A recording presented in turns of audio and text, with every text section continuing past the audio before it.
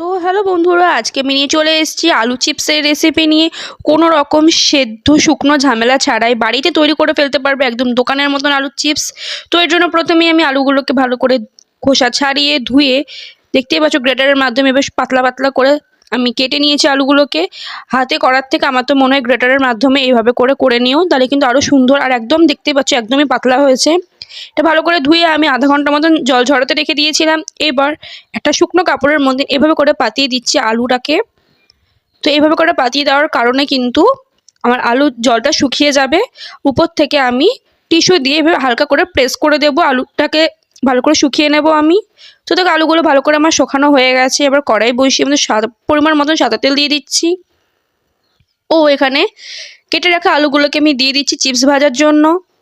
তো এটা একদম লো টু মিডিয়ামে আমি ভালো করে একটু কালার আসা অবধি খুব ভালোভাবে ভেজে নিচ্ছি। একদম লো আছে ভাজাটাই ভালো, তাহলে কিন্তু একদমই কুড়কুড়ে টাইপের হবে আলু চিপসগুলোকে।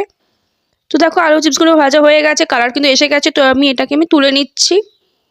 তো দেখো প্রত্যেক কটা আলু চিপস এভাবে আমি তুলে নিচ্ছি। আর এইভাবে আমি প্রত্যেক কটা আলু চিপস আমি বানিয়ে নেব। তো দেখো প্রত্যেক কটা আলু চিপস আমার ভাজা হয়ে গেছে।